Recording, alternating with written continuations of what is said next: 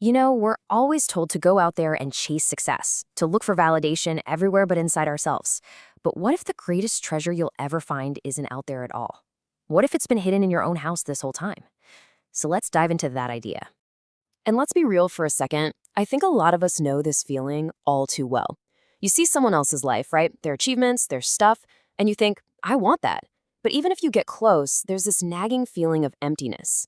So why does chasing what someone else has so often feel so hollow? Well, that feeling, that emptiness, it usually comes from playing what we can call the imitation game. We're going to break down why we get caught up chasing validation from other people, hoping it's going to magically fix our own feelings of rejection or not being good enough. And wow, this slide just nails it, doesn't it? On the left, you've got all the stuff we're taught to admire.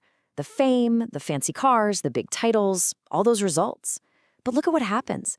The very act of chasing those things, well, it often leaves us feeling exactly like that person on the right, totally tangled up, inadequate, and just empty. It's such a painful disconnect. Okay, so if looking out there is a trap, what's the solution? Where are we supposed to look instead? This is where everything shifts. The answer isn't in someone else's house. It's all about discovering the untapped potential you have in your own. And it really all starts with this one simple but honestly pretty profound instruction. Stop admiring someone else's house. It's a call to action, really, to deliberately shift your focus away from all that external glitter and bring your attention back home, back to you. And why? Why should we bother looking inward? Because there is treasure in your house. It doesn't matter how overlooked you might feel or how empty you think things are. The potential for immense value is already right there inside you, just waiting to be discovered. So, what is this treasure we're talking about? Well, the source material has this great metaphor. It calls it the oil in your house. Now, here's the key. Don't think of it as some finished, polished thing. No, it's more like your raw, undeveloped potential.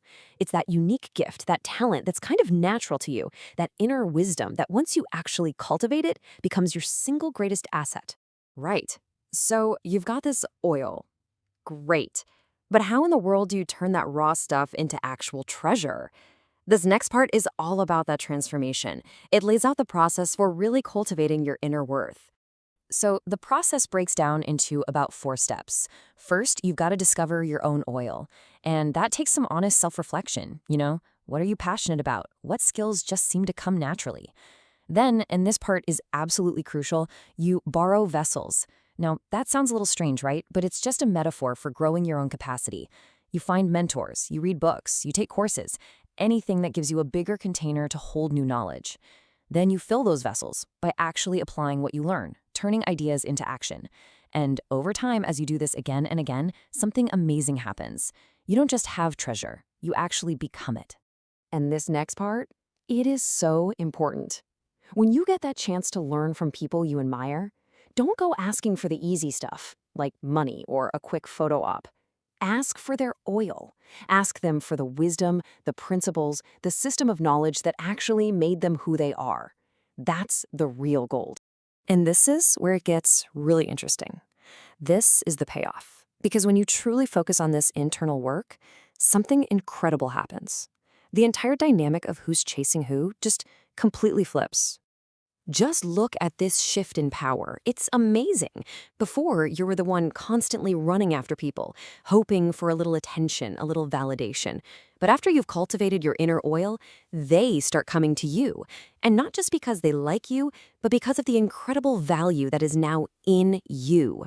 You see, this whole process is the direct cure for that empty feeling we talked about at the very beginning. The loneliness starts to fade. That gnawing sense of inadequacy just disappears. And why? Because you've built something so valuable inside yourself that the world literally cannot ignore you anymore. Okay, but here's a really important warning that comes with this whole journey. This process of cultivating your inner oil, it has to lead to genuine wisdom, not just some unproductive, blind fanaticism. And this slide lays out the 2 paths perfectly. You've got fanaticism on one side. That's all hype, all energy, but nothing to show for it. It just leads to burnout and frustration. But on the other side, you have wisdom. And wisdom leads to real understanding and positive results you can actually see and measure. It's about creating real, tangible value in the world. Yeah, and this quote really just hammers the point home. The proof that you're on the right track isn't just passion and energy. That can be a sign of ignorance. The real proof is that you're becoming wise, you're becoming effective. So if your approach isn't producing real, positive change, it's not the principle that's wrong, it's probably your method. When you get right down to it, it all boils down to this one powerful idea. The world isn't just looking for more people. It is desperately searching for treasures, for individuals who have done the hard internal work of turning their potential into undeniable value. So I want to leave you with this one question to really think about. What oil in your house have you been ignoring this whole time while you are so busy admiring everyone else's? Because that's the real treasure hunt.